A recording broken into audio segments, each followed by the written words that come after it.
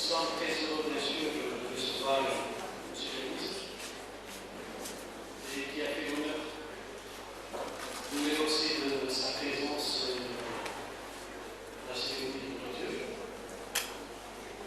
Bien sûr, je souhaite que l'ensemble des participants passent un agréable moment et une session très riche et instructive à prospective. Dans le registre, bien sûr, de ce colloque, l'esprit de ce regard croisé entre les expériences de tout un chacun sera sans doute la démarche la plus appropriée pour mieux servir la problématique du patrimoine. Vous l'avez dit, par rapport à sa préservation et sa réhabilitation. Parce que je suis sûr que ceci a abouti à définir soigneusement les objectifs et les finalités pour soutenir cette dynamique dans le but de la valorisation sociale, culturelle et économique et intégrer bien sûr cette question dans une approche globale du développement local. Et je souhaite aussi que les débats et les recommandations en fait évoluer la réflexion, de formuler correctement et si on puisse dire des interrogations, des questionnements et en même temps suggérant des pistes et à préconiser pour faire avancer ce processus de requalification et réhabilitation et des actions bien sûr à mener et à entreprendre. Donc, je dirais que l'urgence est fait, c'est cette rencontre qui a fait le tour de questions très particulières. Cette question particulière à approfondir reste à faire l'essentiel dans un esprit de concertation de tous les acteurs. Là aussi, il y a lieu de dire qu'il y a la volonté des autorités locales, le témoignage de M. le ministre. Il y a aussi du savoir à faire mobiliser, et c'est ça l'essentiel.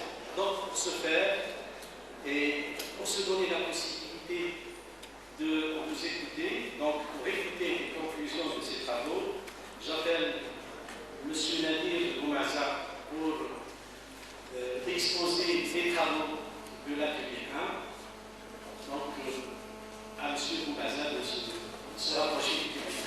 Merci.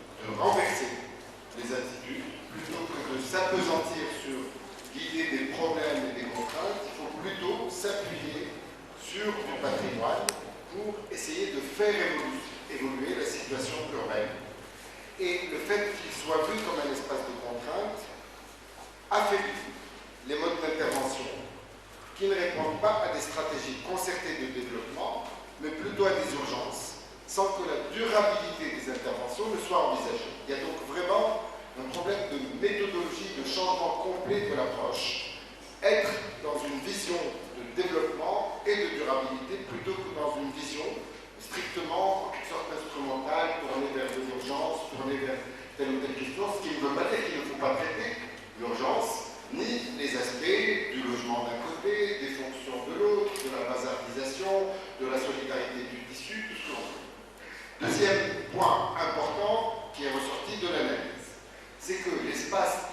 Medina ou des Médina est un espace dans lequel il y a des habitants qui aspirent à plus de confort, des habitants qui sont porteurs de valeurs historiques, et cet espace est complexe.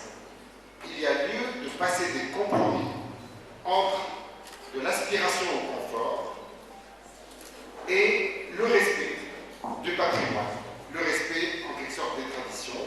Et pour cela, il faut identifier chez les habitants les ressources et des opportunités pour renforcer des actions qui sont définies techniquement.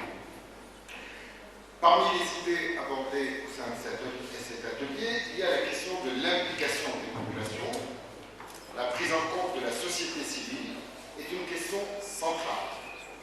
Il faut en effet, selon les participants, une réelle participation en amont des projets à tous les niveaux de décision et non de simples réunions d'information auprès de la population. J'ajouterai, si vous me permettez, Monsieur le Ministre, Messieurs, dames, j'ajouterai que, bien entendu, la question de la participation est une question très complexe parce qu'il ne suffit pas de se rencontrer avec des habitants, avec des acteurs. Ça se travaille. Il y a des techniques d'organisation de la participation et là, il faut acquérir les méthodes de mobilisation, de participation et de passage de l'échange ou de l'information à la définition concertée avec les habitants, mais sur la base d'analyses très précises et d'objectifs stratégiques qui sont bien définis, définir des actions qui entraînent du consensus. Et il est très important justement pour la qualité des opérations et des interventions, pour la qualité des politiques qui sont définies par les instruments d'action, il est important d'emporter l'adhésion des populations. Parce que dès lors qu'il n'y a pas de compréhension, dès lors qu'il y a un décalage entre, par exemple, des approches stratégiques qui sont nécessaires et des soucis immédiats de populations qui ne comprennent pas pourquoi on ne fait pas telle ou telle chose tout de suite, etc., eh bien, il va y avoir des freins sociaux à l'action politique. Ensuite, les participants ont constaté qu'il fallait contrôler les projets par des outils juridiques et des mesures coercitives. C'est une question délicate qui ne doit pas freiner la réhabilitation et qui rappelle que les expropriations ne sont pas la solution du tout. Ensuite, les participants se sont intéressés au rôle du site ancien. Quel est le rôle qu'on lui donne dans la ville? Quelle est la place qu'il doit occuper dans la ville? Les idées des participants se sont centrées sur le fait qu'il y avait un travail à faire sur l'image extérieure du site. L'embellissement peut être un moyen pour donner envie aux habitants et montrer qu'il est important de travailler non pas en réglant uniquement des questions de logement, des demandes des habitants, mais en faisant du site ancien quelque chose qui devient un objectif de projet majeur. Donc c'est une manière de donner du sens au patrimoine. Du point de vue des outils, l'accent est mis sur la nécessité et la priorité à donner aux stratégies. Ce sont les stratégies qu'il faut définir avant tout, parce que c'est une manière de concrétiser les projets. Et parce que le plan, le programme ne suffisent pas s'il n'y a pas une stratégie d'action qui permet effectivement d'échelonner les actions et d'atteindre des objectifs. Il faut également établir un guide référentiel en technique de réhabilitation pour lequel on constate qu'il y a un déficit important. J'ai déjà parlé de la communication et de la vulgarisation. On y ajoute la vulgarisation des projets et des actions qui sont tous nécessaires. Du point de vue des études, les participants insistent sur la nécessité d'avoir une approche dynamique des études, renouvelée. Les études ont une place très importante. En amont, mieux préciser les cahiers de charges, bien entendu, mieux organiser les appels d'offres, de sorte à avoir une pluralité et veiller donc à attirer le maximum de propositions et à pouvoir choisir entre les propositions. C'est un point important. Ensuite, dans les études, l'intégration des données déjà existantes. Ce n'est pas la peine de toujours refaire des recensements, des enquêtes, des études, etc., alors que d'autres ont déjà été faites. C'est une manière de gagner de l'argent, d'aller plus vite, et c'est une manière de repenser les données. Dans ces études, il est important, c'est un point que j'ajouterai si vous le permettez, de viser la constitution de bases de données interactives. Le fait de recueillir des informations ne doit pas être orienté uniquement vers la définition du projet. C'est une manière de constituer un outil de travail quand on recueille de l'information. Parce que pendant le déroulement des opérations, on va se servir de ces informations. Et le système d'information interactif, notamment sur la Médina, on peut dire qu'il y a à construire des systèmes d'information de la Médina, c'est l'outil important. Ça ne veut pas dire qu'il faut le considérer uniquement sur le plan technique. Ensuite, il est suggéré de constituer des comités d'experts et comités scientifiques autour des études pour accompagner, pas seulement pour valider ou pour vérifier, pour accompagner, pour permettre un meilleur ajustement des études, une meilleure précision des études par rapport à la donnée. Ensuite, et enfin, les autres ateliers donneront toute une série d'informations. Les participants insistent beaucoup sur l'outil de sauvegarde. Et là, il est confirmé, ce qui a déjà été proposé ailleurs. Il est absolument indispensable de mettre en place, à l'échelle des Médina, pour réaliser les plans et projets, un outil pour lequel on a la chance de disposer de l'exemple de l'association de sauvegarde de la Médina Tunis, mais bien entendu, il faut adapter à la situation algérienne. L'intérêt principal d'un outil comme celui de l'ASF, c'est que c'est un outil qui est responsabilisé, qui est placé sous la responsabilité des autorités par son conseil d'administration. Donc ça, c'est à étudier, bien entendu. Mais c'est surtout un outil qui est techniquement opérationnel et on a toute une série d'expériences et d'exemples qui sont à mettre en place et à développer. Voilà pour l'essentiel ce que nous avons retenu de cet atelier. Je vous remercie de votre attention. Merci, professeur Mazza. Donc, nous a exposé les travaux du premier atelier sur la démarche stratégique d'action à mener dans ce domaine. Donc, en précisant les aspects réglementaires, d'information, de communication, de vie et d'experts à mobiliser, d'institutions à mobiliser. Bon, nous passons aussi à M. Rédika pour exposer les travaux du atelier. Merci. Merci. Monsieur le ministre, Monsieur le Wali, Monsieur le Président de la République, Monsieur le Recteur, Madame la Présidente du colloque. J'ai avec Monsieur Hafien présidé l'atelier intitulé Gestion du patrimoine, démarches et outils d'intervention et nous avons eu comme rapporteurs Mesdames Cherki, Abdelrahim, Ben Hakat, Aïchel, Chaouch et Boukay. Donc, dans cet atelier, il y a eu 14 interventions qui ont mis l'accent sur le patrimoine.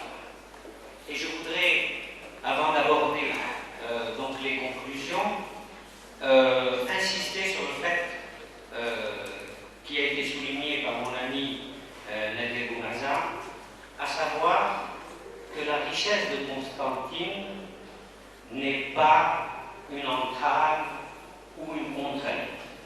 Bien au contraire.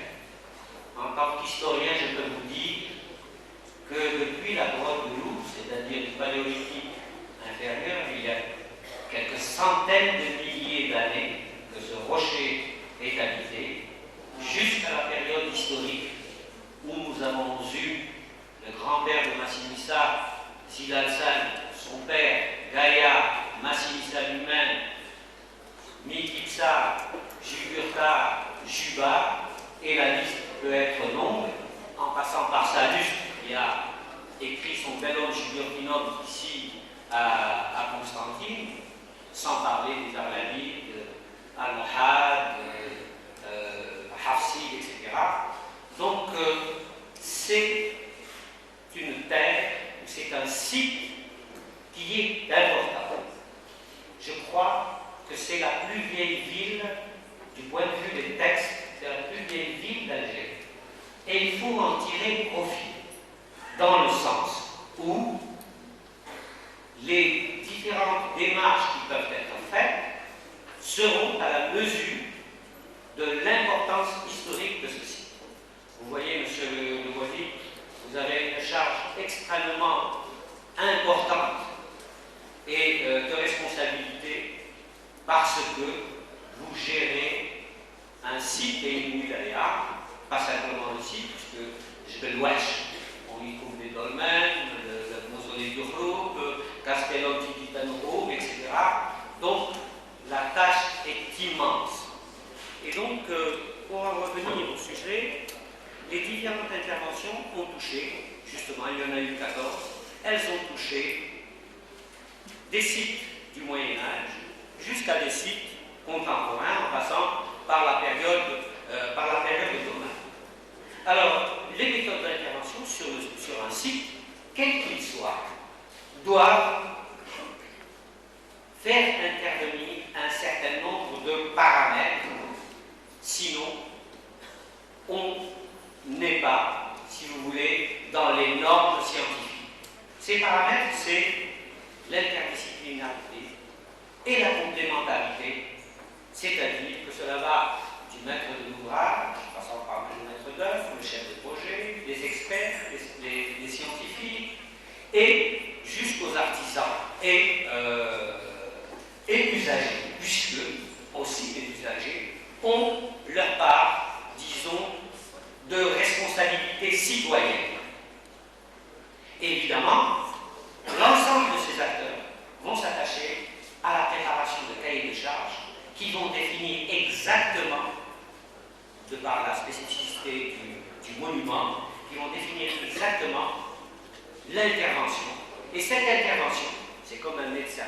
Il ne peut pas intervenir sur un corps s'il ne connaît pas exactement la maladie de ce personnage. Et donc, on va documenter le projet en aval, c'est-à-dire en faisant une recherche bibliographique, des sources historiques, etc., jusqu'en aval, où, quand on remet le produit fini au décideur, il est accompagné obligatoirement d'une publication. Ça, c'est donc la démarche. Les outils d'intervention.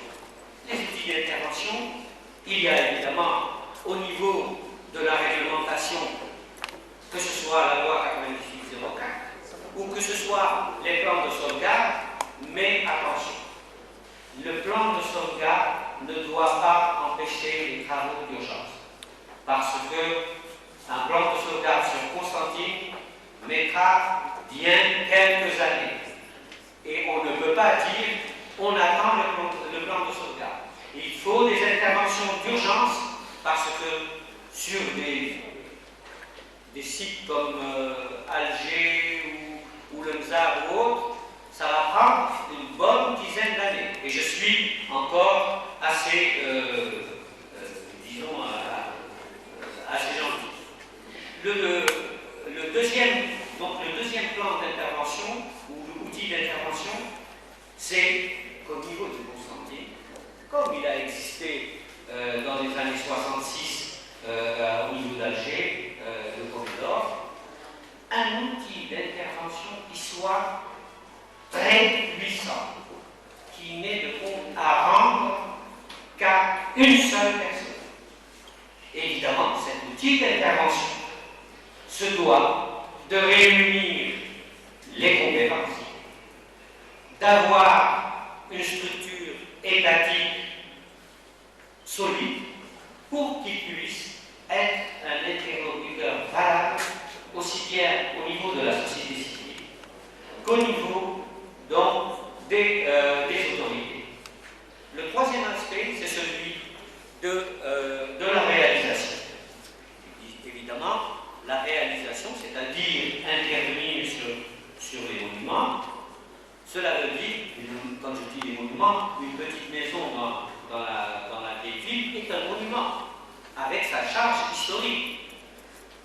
Ces cahiers de charges, on doit définir des cahiers de charges qui soient discutés, réglementés, argumentés, afin que la réhabilitation, la rénovation ou la restauration, parce qu'il ne s'agit pas ici de donner la primauté ou l'exclusivité à un seul ministère.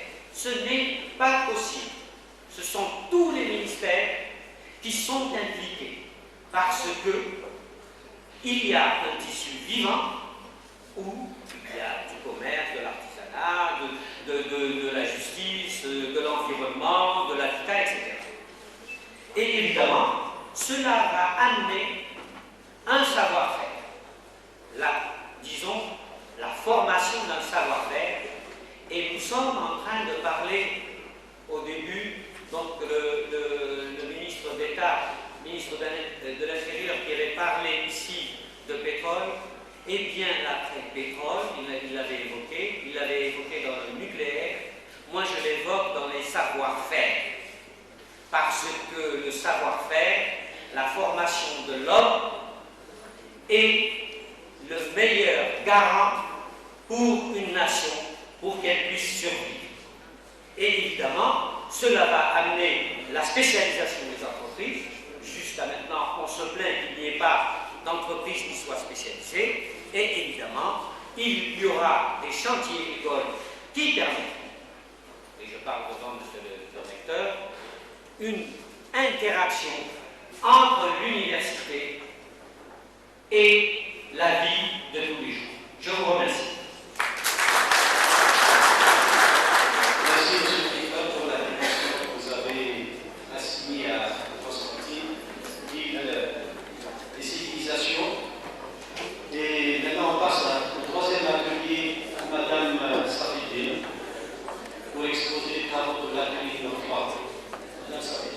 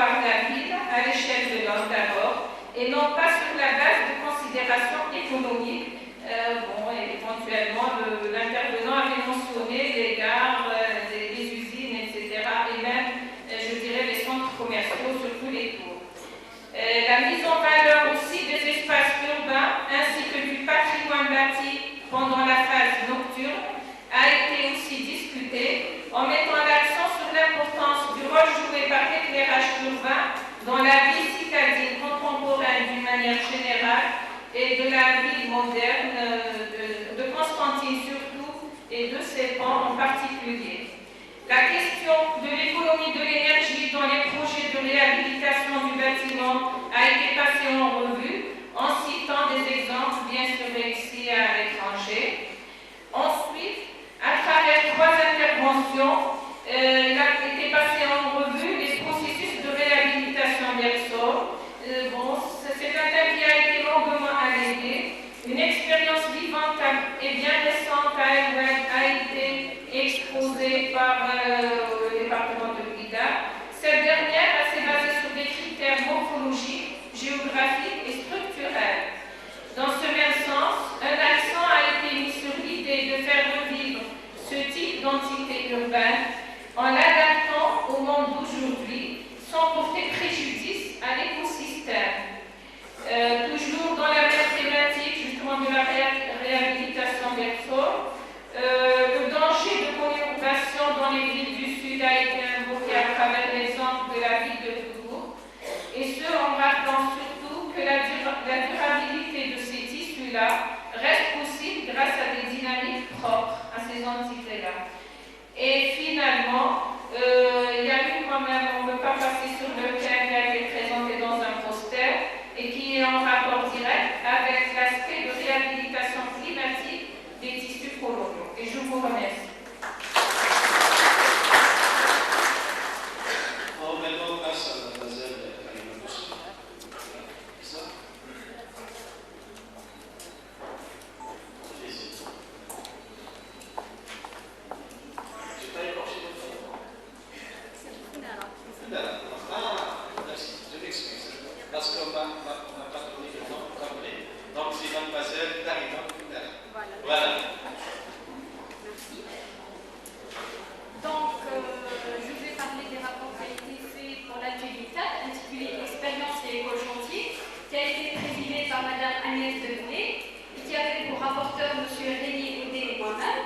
Donc, à travers les 5 expériences présentées, tant sur le niveau de formation, donc architecte ou compagnon sur chantier, que sur les approches engagées, théoriques ou à travers l'expérience de chantier-école, l'atelier a permis de soulever les questions suivantes. Premièrement, le patrimoine est une catégorie qui doit être pensée, construite. Tout n'est pas patrimoine, lequel se constitue en relation avec la mémoire et l'histoire. Tout ne mérite pas le même entretien, donc entretenir, restaurer, reconstituer. Et le patrimoine n'est pas une catégorie historique unique, les années 20, période ottomane, etc. Deuxièmement, la question du patrimoine doit être pensée non comme une catégorie figée, mais dans un contexte d'évolution et de changement permanent. Alors, donc, comment peut-on imaginer que cette question soit fixe dans une société en changement perpétuel? Troisièmement, la définition du patrimoine est donc l'objet d'une lutte pour imposer sa définition, sa configuration. Et les travaux des universitaires pourraient absorber cette lutte afin d'éclairer et de revitaliser certains débats. Dès lors, la formation de professionnels du patrimoine pose 3 questions.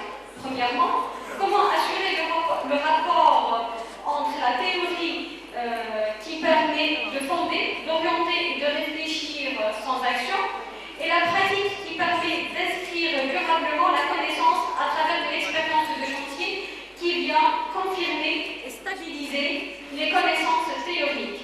Deuxièmement, comment assurer la cohérence d'une intervention de projet de réhabilitation par des architectes spécialisés à sa mise en œuvre sur le chantier, sans oublier son ancrage auprès des habitants, ultime condition pour le rendre durable. Troisièmement, donc comment amener tous les professionnels à accepter que la question du patrimoine est plurielle, au sens où elle ne fait pas consensus automatiquement pour tous ces acteurs. Dès lors, ils doivent l'entendre dans ses contradictions et sa pluralité afin d'élaborer localement des réponses pertinentes. Merci.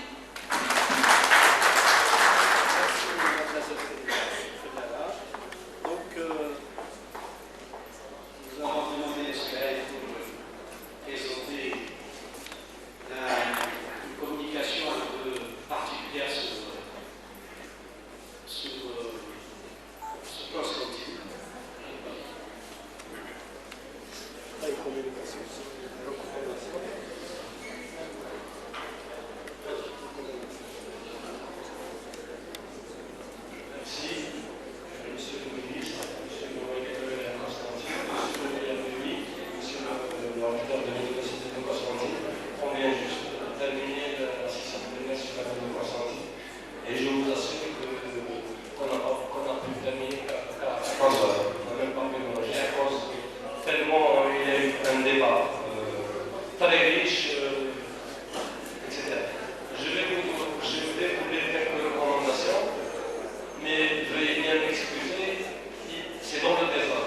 des recommandations contraires. Je vous prie de m'excuser, on n'a pas eu le temps de l'entendre.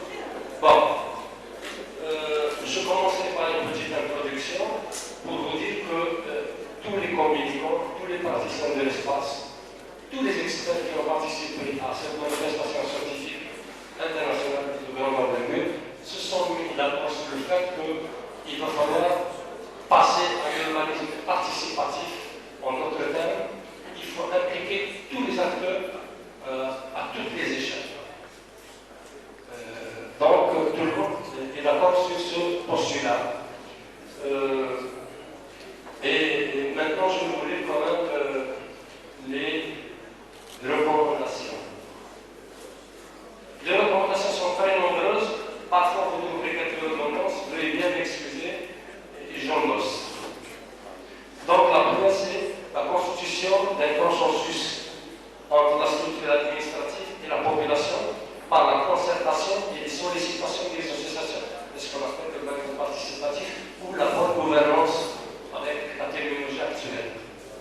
Bon, il faut absolument créer une structure autonome qui doit gérer la vieille ville de Constantine et qu'elle soit opérationnelle. Troisièmement, il faut penser une opération chantier-école pour réapprendre les métiers.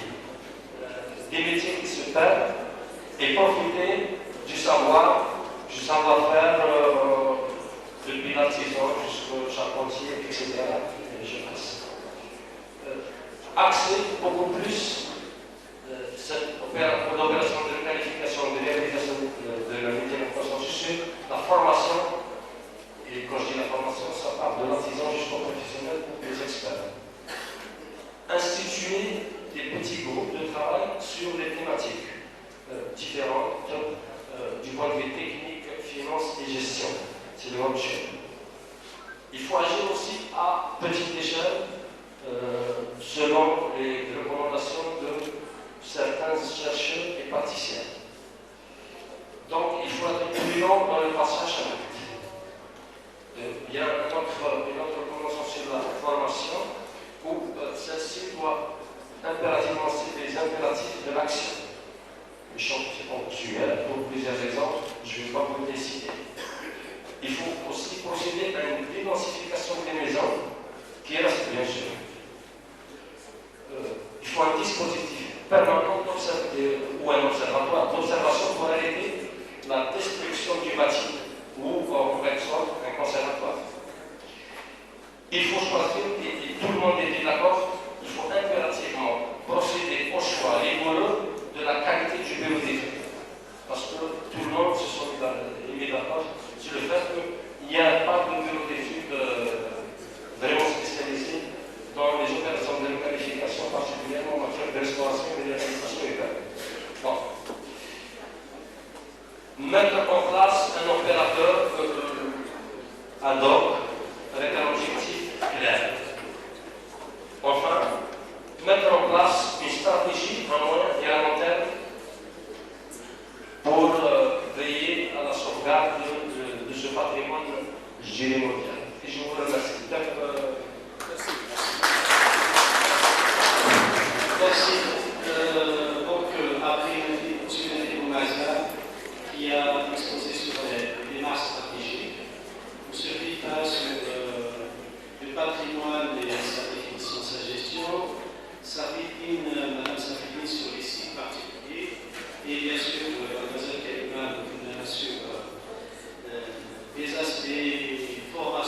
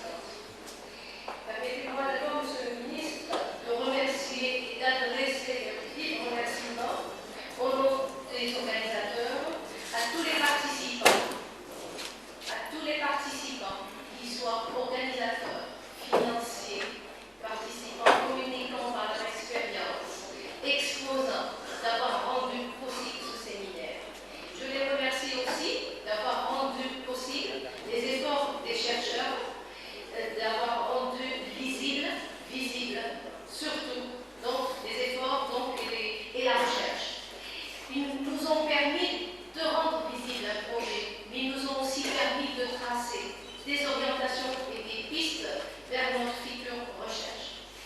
Future recherche qui reste toujours, qui se fera toujours en partenariat. Et c'est l'objectif du regard croisé. Elle se fera en partenariat avec l'université et les autorités publiques. En partenariat sur des orientations bien précises, telles que l'école chantier, sur la manière de mener le renouvellement des méthodes de concertation, des renouvellements de débattre, de se concerter, d'apprendre à travailler ensemble. Et aussi, une chose qui a été dite ce matin, d'apprendre à mener donc des débats au sein de petits groupes de chercheurs et allez dire, des techniciens, d'administrateurs sur des thématiques importantes qui viennent faire valoir le processus de la réhabilitation. Que chaque étape de ce processus, nous devons s'arrêter un moment pour nous re-questionner et débattre de ces problèmes. Et ça, c'est très important. Je remercie aussi l'encadrement scientifique, les présidents et les rapporteurs qui ont su rapporter fidèlement ce qui a été donné, bien qu'on n'a pas eu le temps donc de rédiger correctement nos rapports. Mais j'ai dit ce matin à nos chers participants que heureusement qu'il y a l'Internet et les mails, qu'on reste toujours en contact pour terminer les recommandations et avoir donc retravaillé, revenir encore une autre fois sur ces rapports. La question qui se pose à l'heure actuelle, elle est d'une importance capitale. Et cette question concernant le patrimoine bâti de façon générale, vous la placez à un niveau national, vous la hissez à ce niveau-là. Monsieur le ministre d'État de l'Intérieur et des collectivités locales l'a fait lors de l'ouverture. Aujourd'hui, la clôture, elle se fera à votre présence. C'est une manière, c'est un engagement. On le sent comme une volonté politique. Cette volonté politique, nous lui demandons de nous accompagner. Nous lui demandons qu'on ne revienne pas sur le décalage qui a été ressenti entre le discours politique et la pratique du projet. Nous la réclamons pour qu'elle nous soutienne dans tous les efforts. Et pour cela, je remercie vivement la wilaya et à sa tête M. le Wali de M. Bourdieff, Wali de la wilaya de Constantine, qui nous a permis, qui a cru en nos efforts et nous a permis de nous réunir aujourd'hui. Il a cru à ces efforts parce qu'il croit à ses projets aussi. Et c'est de cette manière qu'on prend cela, qu'on le lit. Et tous nos efforts, à l'heure actuelle, vont se concentrer sur un renouvellement de méthode. Et ce renouvellement de méthode, nous voulons l'appliquer au niveau du chantier école. Ce chantier école vise aussi bien le tissu ancien que la périphérie, que le tissu donc des périphéries et des unes. Et on aimerait bien que, au lieu de travailler dans des forums avec des investisseurs et des chercheurs sur des projets virtuels, que nous travaillons sur des projets concrets, des projets donc, que nous identifions ensemble. Et à partir de ces projets-là, nous aurons l'occasion de dégager de la politique de la réhabilitation concernant la ville ingénieure de façon générale.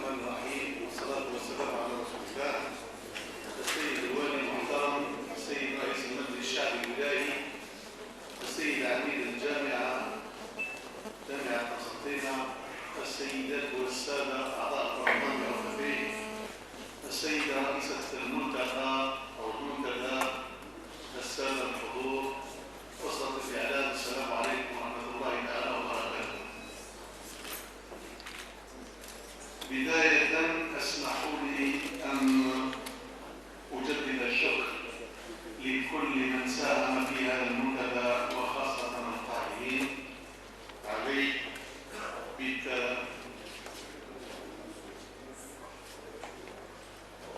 بتمكيننا من أن نتكلم ونتحدث ولو قليلا في هذه الجلسة الختامية على مشكلة إعادة هيكلة وإعادة تهيئة البناء. Je voudrais vous exprimer, Madame la Présidente, Messieurs les organisateurs, mon bonheur de me retrouver dans cette enceinte universitaire et je vous renouvelle encore une fois, au nom du gouvernement, nos remerciements et vous l'avez dit avant moi, notre volonté, la volonté politique existe, ma volonté personnelle est encore plus grande pour participer à cet effort de renouveau de notre patrimoine bâti. Mais d'abord, permettez-moi de rappeler quelques chiffres qui sont très significatifs. Il faut savoir que notre parc immobilier national était de 6 millions d'unités au début du programme quinquennal, qui sera de 7 millions d'unités à la fin de ce programme, du programme quinquennal. Il faut rappeler que 70% de ce parc a été réalisé après l'indépendance. Donc le parc immobilier est assez récent. Il faut rappeler également que le recensement de la GPR de 1998 a donné moins de 15% de ce parc en immeubles collectifs. Cela veut dire que tout le reste est constitué d'immeubles ou de constructions individuelles ou semi-individuelles ou semi-collectives, si vous le voulez bien. Enfin, le parc géré par l'État à travers les offices de promotion et de gestion immobilière, les OPJ, est de 11% par rapport au parc national. 700 000, moins de 700 000 unités de logement sont gérées par l'État à travers ces démembrements, les OPJ. Ces éléments, ces facteurs que je viens d'énoncer, liés à la nature juridique et à l'âge du parc, n'ont pas posé avec acuité la problématique de la réhabilitation et de la requalification du cadre bâti qui sont, je l'avoue, des problématiques très lourdes et je vous remercie d'avoir organisé ce colloque qui vient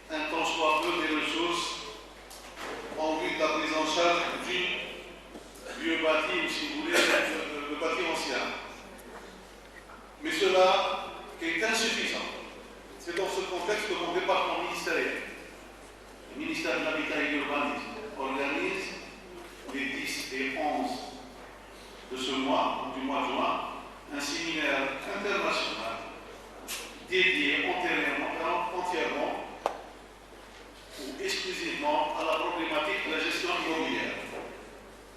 Cette rencontre va permettre, bien entendu, sera le prolongement de ce colloque, mais doit nous permettre de débattre de la question du parc immobilier en général et de mesures de sa prise en charge en vue d'une exploitation optimale pour fournir les commodités d'habitabilité et une préservation à long terme de notre patrimoine. À ce titre, je voudrais rappeler les importantes opérations d'amélioration urbaine décidées par les pouvoirs publics, par l'État algérien depuis 2001, mais qui se sont accomplies depuis 2007, puisqu'une enveloppe de pas moins de 350 milliards de dinars a été dédiée aux opérations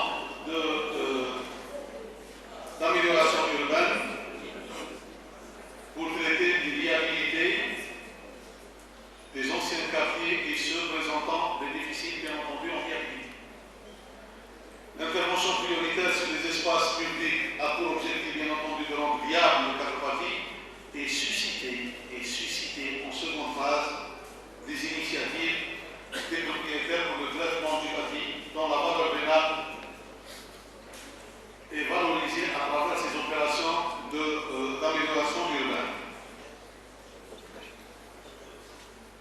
Alors certainement les mécanismes opératoires au plan procédurier, financier et technique restent à mettre en place. C'est l'une des préoccupations inscrites au programme du secteur. Le diagnostic du lieu bâti. Nous avons inscrit des opérations de diagnostic pour 4 villes, pour 4 grandes villes. La ville d'Alger, Oran, Constantine et Annaba. Le lieu bâti est sensible. Il est difficile à traiter. Les problèmes sont différents d'un bâtiment à un autre, d'un quartier à un autre. Le diagnostic est nécessaire. Il sera suivi d'opérations précises pour que notre action soit une action valide, pour que ce soit une action qui puisse avoir des effets sur la qualité de la vie de nos concitoyens. Cependant, le traitement du tissu urbain exige, bien entendu, des compétences dans les domaines de la maîtrise d'œuvre, ça a été dit par un des rapporteurs, de la réalisation et de la production des matériaux de construction adaptés. Vous le savez mieux que moi peut-être. Les matériaux de construction adaptés à la réhabilitation et la maîtrise des techniques de réhabilitation est une condition nécessaire pour la prise en charge de cette problématique. À ce titre, l'université a bien entendu un rôle important à jouer dans la formation des spécialistes dans les divers aspects de la réhabilitation du lieu bâti ou du bâti ancien, notamment en ce qui concerne la sociologie, le droit, l'économie urbaine et évidemment l'architecture et le génie civil dans leurs différents aspects. La réflexion entretenue par les universitaires du pays en la matière est salutaire. Et ce genre de rencontres sont salutaires et qui prouvent qu'il y a une prise de conscience nationale et collective et que nous n'avons qu'à mettre en place ou mettre en synergie nos efforts pour aboutir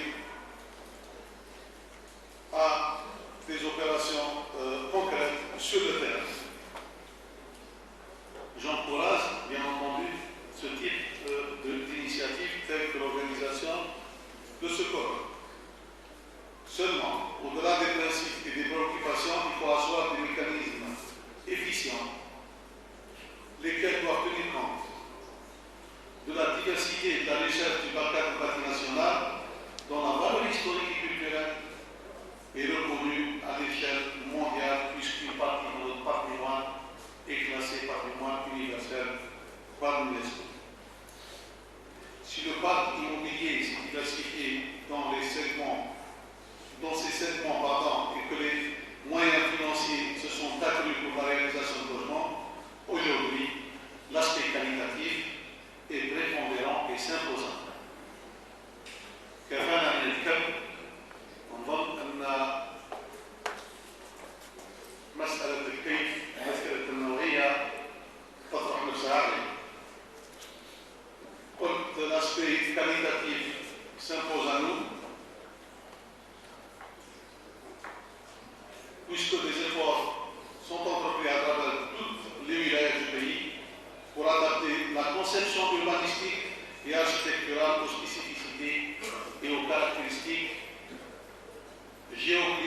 réalité sociologique locale.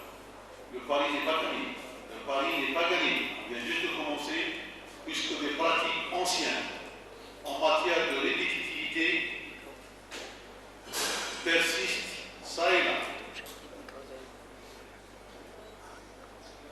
J'ai instruit personnellement les structures déconcentrées en charge de l'urbanisme de bannir cette pratique de la répétitivité qui a nui à notre patrimoine ou notre cadre de vie, notre quartier en général. Le pari, je l'ai dit, n'est pas gagné. Nous devons être très vigilants parce que ce que nous construisons aujourd'hui devient patrimoine pour les générations qui vont venir après nous. Notre responsabilité est immense. L'acte de bâtir n'est pas un acte banal, c'est un acte civilisationnel. Et à ce titre, ne construit pas qui veut comme il veut. Les droits à construire sont du ressort de la collectivité et chacun de nous doit être conscient de cette nécessité de sensibiliser les citoyens, d'agir là où il doit agir pour qu'il y ait un mouvement national, un mouvement collectif vers la qualité. Le ministère a dans ce contexte développé en relation avec les wilayas du Sud en priorité, nous avons développé des prescriptions en matière d'architecture saharienne. Cette action va se développer pour toutes les localités à caractère spécifique.